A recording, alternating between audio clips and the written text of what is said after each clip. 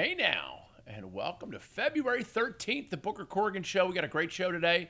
Of course, we have our segment, as always, Hey Bubba, brought to you by the King Crab Challenge. Go to FrederickRunningFestival.com and make sure you register for that. Frederick's the first event. It's the Frederick Foot and Ankle event. Then we have the Baltimore 10 Miler and then the Baltimore Running Festival. Lots of medals, lots of stuff for that. So glad to have them on board as a sponsor. Running events are the next thing that lacrosse players do when they have to retire from wearing pads. Then we're going to talk about a big internet issue that's sweeping across the Twitterverse. We're going to talk about a Facebook post that I made the other day and have received dozens and dozens of comments about, and I think there's some value in there.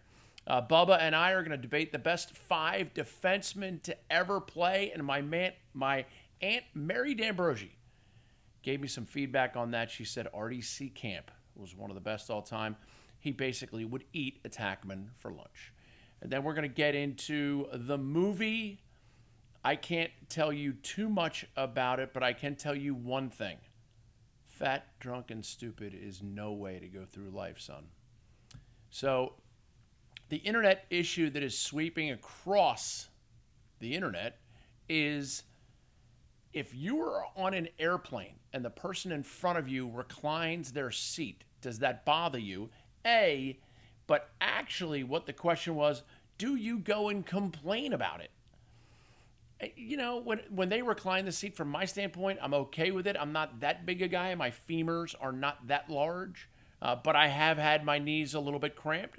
So does it bother me? A teeny smidge. Does it make me complain about it? 1,000,000% no. We're going to get into my Facebook post talking about parents and pictures that they post during the time. But now it is time to dial up my man Bubba and see what he might have for us this week, because he is former first-team All-American defenseman, NCAA Lacrosse Defender of the Year. Hey, Bubba! Booker, how are you? I'm better now for hearing your voice, my friend. Better now for hearing you. Always makes my day hearing that. So I was just talking about the airplane situation.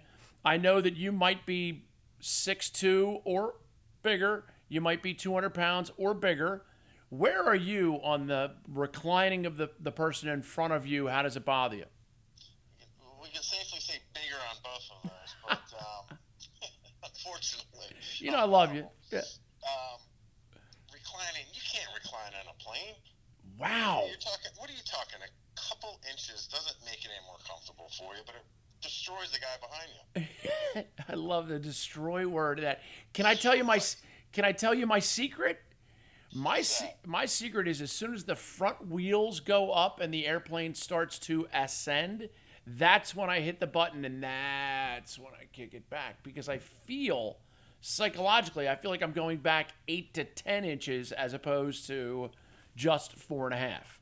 Do you get the kick in the back? Or? No, I don't get it a lot. You haven't sat in front of me yet. I tell you what, your head will be bouncing back and forth. I think you might be on the right side of this, which I don't understand how, but I don't notice a lot of other people reclining their seats. Is that because of the person behind them? I think so. Yeah, I think it's kind of rude. Wow, Bubba. I mean, if you don't have anyone behind you, go ahead, Bubba. Oh, yeah. You're fine. Have at it, Hoss. Or if you got, little guys back there or a kid or something, yeah, you're all right. But you have a normal-sized person back there, certainly if you have a tall person. Yeah. Yeah, that makes for a long flight when you got your knees jammed into that thing. Wow, that is miraculous to hear. That bugs you. I will tell you this. I flew out to San Diego State lacrosse camp when I was, 1991. And somehow, some way, I had a 5-year-old kid in the seat behind me, and he punched my seat the entire way. And I wasn't it wasn't because of the recline. He was just kicking and punching my seat. And I thought it was kind of funny for about 17 minutes. And then I kind of gave a couple looks. Do you give looks to the people when they recline? Maybe some grunts, some groans there. just a quick push or Cough. you get up to go to the bathroom and you pull that seat back so they snap back like a rubber band. Yeah, a polite cough. The other thing about my little secret is when I recline my seat as the plane takes off, technically your tray table should still be in the upright and locked position. So I'm not spilling anything and I'm not knocking your laptop out. So I feel like I'm not the worst guy on the planet, right? I mean, I think you think I am. You're being pretty sneaky about it, so I'll give you that. Okay. You're going in with a game plan. But, all right, halfway through the flight, you forgot your trick. Are you pulling it back? Yeah, I think it's part of my as soon as that plane, the front wheels go up, I am reclining that seat every time. 95% of the time. That's tough. I'm flying down to see my girl Tanya, not this weekend, but next weekend. I'll be alone for Valentine's Day, but I won't really be alone because she loves me. So I won't really be alone. And I am sending her a little something tomorrow, Bubba, so you don't have to worry about that. The internet too, right? Yeah. Well, yeah. So I can text her and say, hey, hi. Hey, let's get on to my Facebook topic because I've gotten so many valuable comments. I put a post on there, and I understand tailgating, and I understand that socially you're out there having a great time. You're also probably paying a good chunk of change for your child to play lacrosse. There's not 85 kids on scholarship at the school of choice. But when you're taking those pictures, can we put the cups down? Can we put the beer bottles down? Am I out of bounds to ask that? No, I agree with you on that. That's a good point. Certainly, I mean, without question, if the kid might be underage, yep. You absolutely don't want that happening. And I'm sure they wouldn't be drinking if they weren't underage at one of Booker's tailgates. Yeah. But yeah, I mean, there's no value in having it in the photo. That's for sure. I agree with you 100%. And I also, one of the other things that I constantly tell my kids and other people, I was a school teacher for 19 years. We have to always be very aware of the message that we're sending to kids, and they can see the picture and tell, oh, this is before the game, and every parent's got a beer in their hand, or every parent has a drink in their hand, even if it's just Gatorade. Even if it's just Gatorade, it still sends the wrong message of where if you are a red Solo cup, or if you have a Bud Light bottle, I think you're telling kids, there's a priority towards consumption. And I think that's a message we need to be very, very careful because we don't want to have it get out of hand. I'd agree with you. Like I said, I don't think there's any value to having it.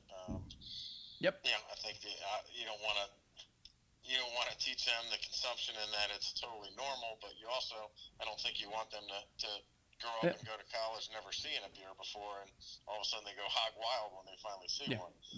So I think it's probably a fine line. Yeah, we know that story. We all know those little stories, but we certainly we've done a lot of great lessons throughout the Hey Bubba segment, which I think is fantastic. We talked about multi-sport athletes and the value of you don't have to be the star. You can just be the seventh guy on the basketball team, and you're going to learn what it feels like to not be in the game. And there's a value in that, being a good team player, teammate. We talked about parent sideline behavior. I think that might piggyback on some of the tailgate policies and procedures. So we certainly love your insight on that. We are going to switch topics now. The debate this week.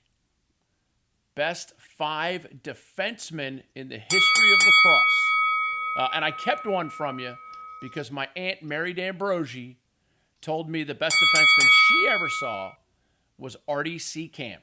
Old Maryland guy, played with my uncle Dino Matisich back in the day.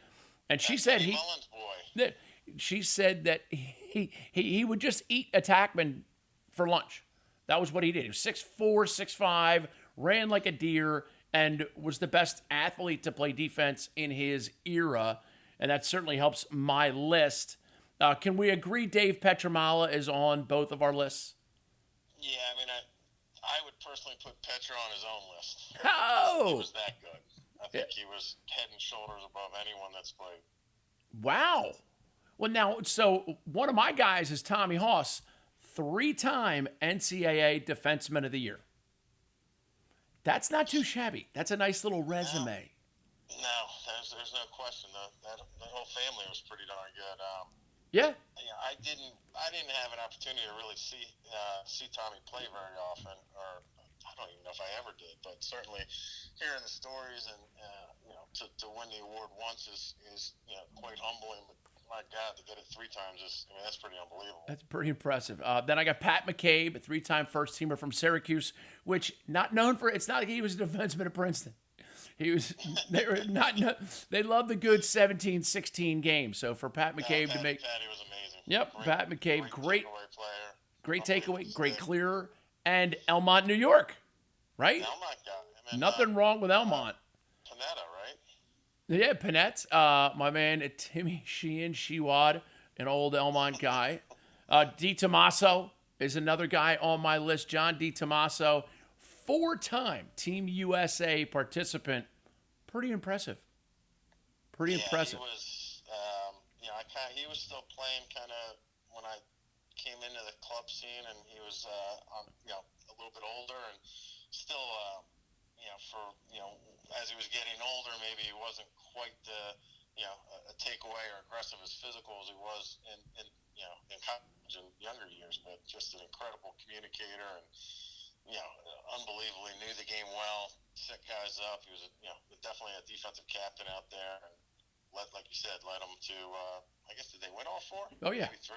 Yeah, won all 4. Yeah, unbelievable player. Because he was after the 1978 debacle where Canada won. Go figure. And then he was before the 2010, I believe, when Canada won again. So it was that. Who's a guy who's on your list that I haven't mentioned yet? There's a lot of players. I played with a lot of them, played against a ton of them. I thought, Volks, I think Brian Volker was a hell of a player for a long time. Did well in the indoor game, was great in college. I played against him in high school. Coaching up at Drexel now, I thought he was fantastic. Greenberg at Hopkins was unbelievable. Your boy Tony Rush, he's up in your Philly area, right? Charter. Oh, yeah. Tony and Dito were, I think, kind of the older statesmen on a couple of those U.S. teams that, again, just incredibly smart lacrosse players. And it's funny to jump in on the smart lacrosse playing defensemen who have lost some of their speed. Like John D. Tommaso will be the first one to tell you that as you get older, you start losing things. But you play smarter, and it's so much harder to score in transition against smart defensemen than it is against fast defensemen, because fast defensemen tend to hustle themselves right out of the play or right out of the passing lane, and the diagonal pass is key in transition, and great defensemen don't give up diagonal passes. Yeah, definitely. And, looking at a lot of these guys, the guys are a little bit older. The transition wasn't quite as much as it is now for the close defensemen or the long stick middies. Now it's such a big part of their game, but it wasn't quite as much back then. You kind of passed it to a middie and maybe you make a run down the field, but now a good long stick middie is certainly scoring or getting some assists every game. Yeah, and one of the other things you look for, like a guy like Pat McCabe, he would finish a game with a goal and 2 assists, and the guy he's guarding has 1 and 1. So effectively, he may have outscored, Dave Petramalo that way. The last guy I have on my list is Dave Morrow from Princeton. I think that not just his incredible athleticism and his ability to play defense, the titanium shaft, obviously credited to him, and also Princeton wasn't Princeton before Bacigalupo and Dave Morrow got there. They had Lowe. I mean, they had some phenomenal players who helped build and shape that. But David Morrow, I thought, for a lot of reasons, was a very important person in the defensive world of lacrosse. Yeah, he was had a great career in college, and I think he was one of the founders of the MLL. Yep. Right. Yeah, with Jake the Snake Body by Jake. The titanium shaft was huge. I mean, I guess it was his junior year. They knocked us out of the playoffs in the quarterfinals, and they went on to win. That was Coach Tierney's first championship. Yep, 92. And that was, no doubt the team had it was a talented team with some of the guys you named, but they played as a team, hugely, as a unit, and kind of with that new, at the time, the new defensive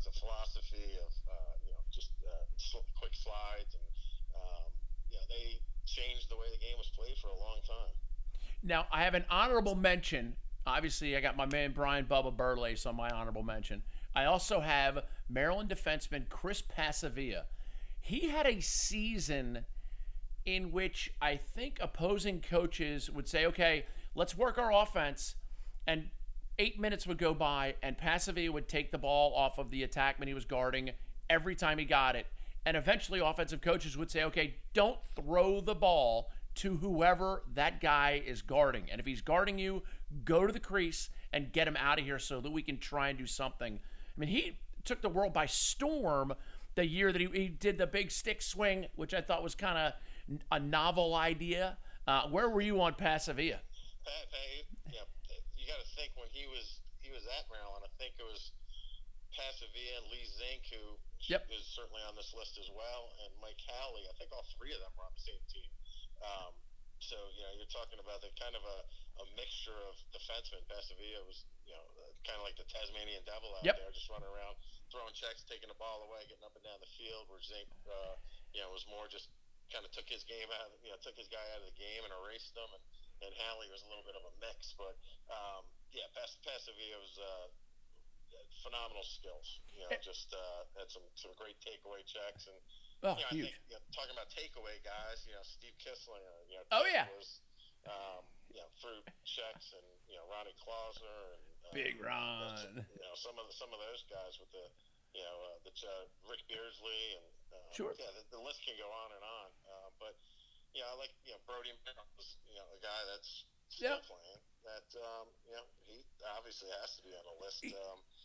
Really one of the first great Canadian long poles, and he's still one of the. I think he was drafted last night on the expansion team. But it's it's different defensemen.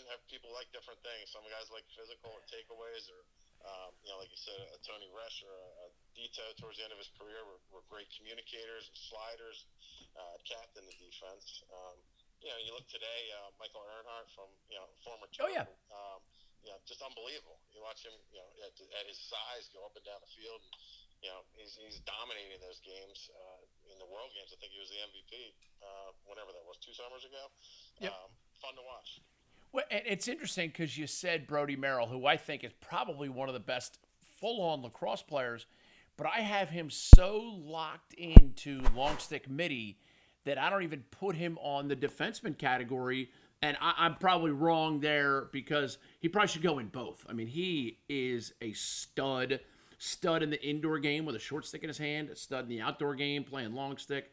So, yes, I think you're 100% right there. I got my last honorable mention guy, Bubba, and I don't think you're going to be able to guess this one. And my man, Dennis Rodman, the Worm. Who on this planet wouldn't like to have the time machine go back and have Dennis Rodman learn how to play lacrosse when he's in, like, 8th grade? Because he would have been Pasavia and Brody Merrill and Petro rolled into one, and he would have loved it. I mean, talk about the tailgates. Think about the tailgate afterwards. We thought Freddie Walton lit it up. Can you imagine the Worm out there? I know. Yeah, I tell you what, he travels with a little posse. He's got the hair dye. I mean, the other reason I'm kind of happy he didn't play lacrosse is kids like to model the behavior, what they see. We don't need a lot of lax bros dyeing their hair with like weird shape stuff going like crazy in it. More power to him. And the piercings, every man's got to sail his own ship. But I'm not a piercing guy. So I can tell you that. Let's move on. To picking the games of the week. First game is a huge one. The battle for Charles Street, Hopkins, Loyola. Who do you have? I'm surprised you even brought this segment up after last week, Booker. Well, people can go back and watch if they want to see how last week went. I came out a little slow, slow out of the gates. I did not lose every game. No, you didn't. I did not lose every game.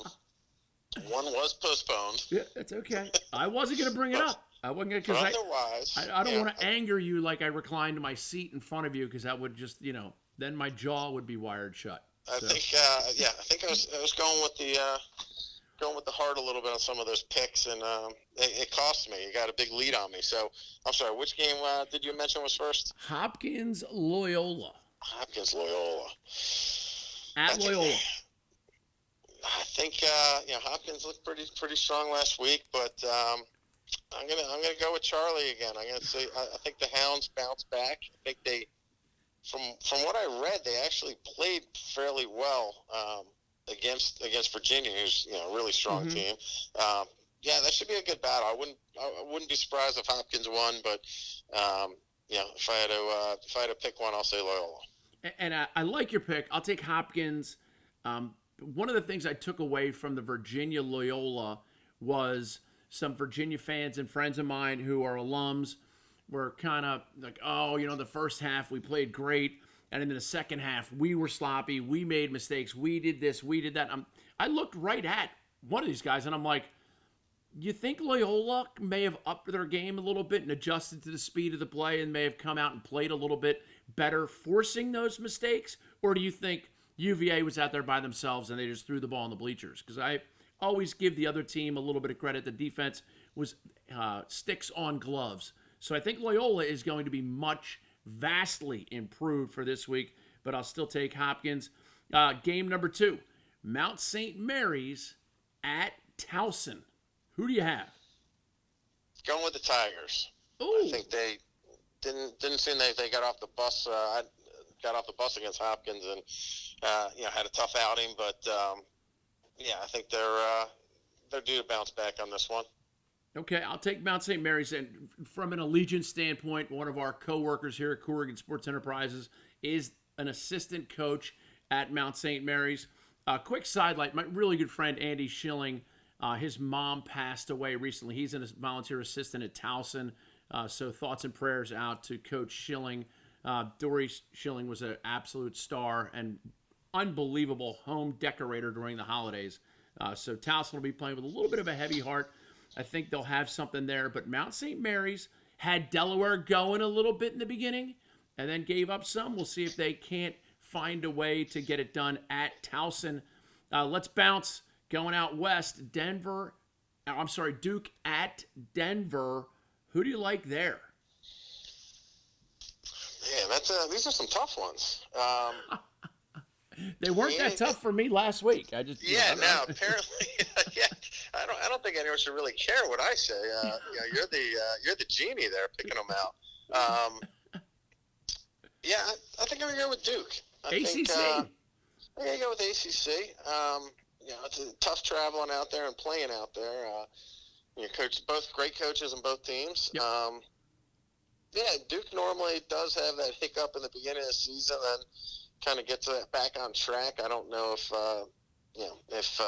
they have quite the talent they have this year that they've had in the past, but certainly tons of talent on that roster. And I'll think Duke. I guess that would be an upset, right? Yeah, a little bit of one. Yeah, Denver playing at home, Coach Bill Tierney, and also Duke is still without young Mr. Robertson. I mean, he's out for the year with the knee injury, so that's kind of a bummer for them. And that leads me down the road to believe that Denver might be able to take them down. We shall see how it evolves. Denver, obviously, Coach Bill Tierney can prepare a team. We talked earlier about David Morrow. In 1992, they won their first national championship, and he has added 6 others, including one at Denver. So he certainly has the pedigree times 10 to accomplish a lot of different things. But like you said, that's kind of a coin flip. I mean, I could see that game being 18-10 Duke, 18-10 Denver, or 7-6 Duke, or 7-6 Denver. So it just depends on, as you and I know, games take on their own identity, and we'll have to wait and see how that goes. Bouncing next, Penn versus the Maryland Terrapins. I think I know who you're taking. Take a wild guess on this, Buck. I'll take your alma mater. I think you're going with the Terps. Gotta go with the Terps. Yeah. Should be a good game. Should be a really good game. I think last year, up to 10, Maryland won in overtime, and they really had a tough outing at the face-off X. And Penn's got that face-off guy who's back again. Penn's loaded. They're a good team, but I think the Terps I think they're still trying to figure out, how to play fast but smart. They have to certainly have the athletes and the horses in the midfield and the attack to kind of push the ball. But they think they play a little bit smarter and clean things up. They're going to be a tough out. I think Bernhardt and Bubba. You got Bubba and Bernhardt. Gotta love another Bubba. Gotta love another. We might replace you with him on the segment. Hey, Bubba. He'd probably be a lot more fun. He said, "No, I will tell you this. I've interviewed Bubba and Bubba Fairman, number 2 for Maryland, is absolute star. Great kid. He is a phenomenal young man. He really is. If I could invest in a kid, BJ Burlace is right up there, and Bubba Fairman's right up there as far as just quality of individual.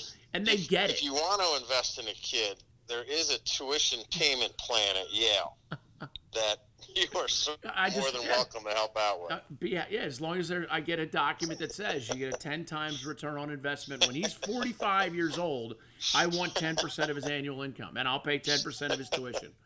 I think that's a fair deal. That's not too bad. Yeah. I mean, that's 45. So he's got 20 years. That puts you. Yeah. I think he's going to be doing something pretty good by the time he's 45. I'd be like, that's going to be my retirement program. You might not need much by that point. Yeah, right? Exactly. That's true too. I don't need a whole lot anymore, Bubba. Hey, let's change segments one more time because I'm obviously going with Penn because he took the Terps. Let's change segments to the movie of the week. This week, we're going with Animal House. I already alluded to the fact that Fat, Drunk, and Stupid is no way to go through life. Some of the parts that you recall that make that movie so great. Oh, I mean, the whole thing is pretty damn funny. But you got Bluto, the food fight. Obviously, the food fight is phenomenal. The fraternity parties. You can't do that to our pledges. Only we can do that to our pledges.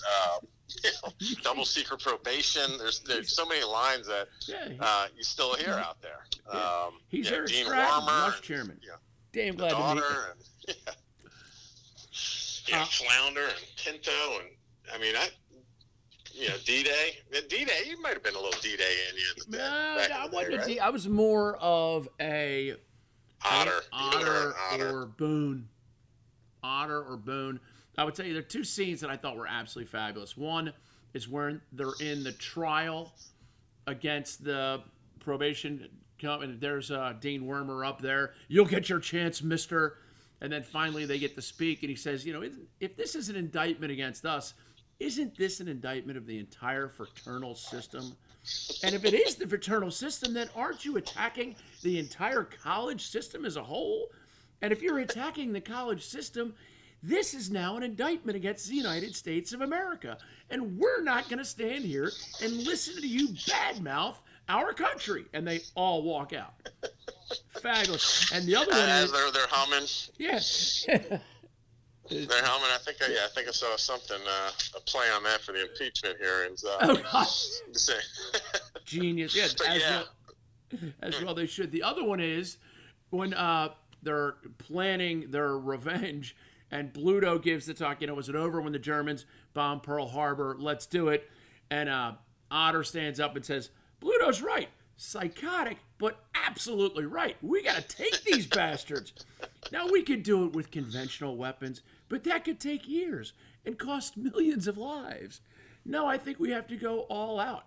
This situation absolutely requires a really futile and stupid gesture to be done on somebody's part, and we're just the guys to do it." And then, of course, the end, when they're showing what happened to everyone, and Bluto's driving off in the convertible, and he ends up as Senator Blutarski.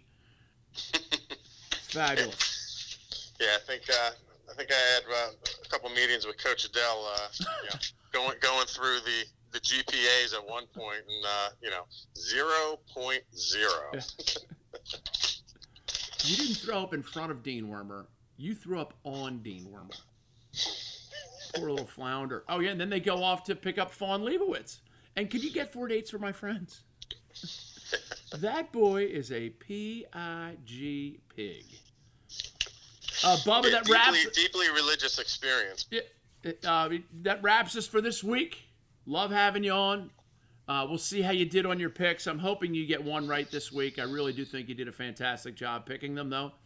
I can't do worse, Buck. No, you know what? Unless 2 games get postponed, I guess. True. You did dodge a bullet there. All right, my man, you got it. All right, have a great one, Booker. Talk at See you, bud. Yep. Brian Burlace, what a great man, helping us out a little bit every week. The Hey Bubba segment brought to you by the King Crab Challenge. If you're ready to take on some running, make sure you sign up. Go to frederickrunningfestival.com, frederickrunfest.com, and you will learn all about how you can do it.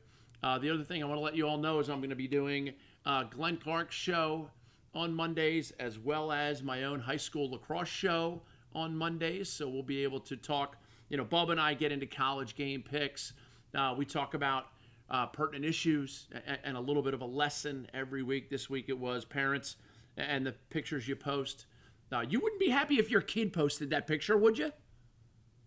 So why is it right for you to? That's I guess my thing. I'm not saying that we shouldn't go to tailgates, but I am saying that when we post pictures, the same message that your kids are sending, you should send the same way. So I think your kids would probably appreciate if you just put the cup down for the picture, right? It's life. We're all able to handle things. Make sure you're handling. Make sure you handle the taking of a picture and the posting of it. And don't post it if it's not something you would want your kid to post. My mom, Mary Corrigan, greatest person in the history of my life, taught me, don't do anything if you wouldn't do it if I was in the room with you. So God bless you, Mom. It's a message and a lesson that hopefully will carry on for generations to come. For Sebastian Martinez, my main man who does all the production stuff, it's awesome. I also want to leak some information. There may or may not be a lacrosse tournament on the island of Bermuda in 2021 in February. There may or may not. So you didn't hear it from me. But if you are interested in playing some lacrosse, it's a post-collegiate club thing. It's a old folks, the Masters division. We're going to have some phenomenal teams over there if it comes to fruition. But just letting you know, there's a chance that we could be doing some lax in Bermuda. But for all of us here at CSC TV, I'm Booker Corrigan reminding you, you only get one shot at today.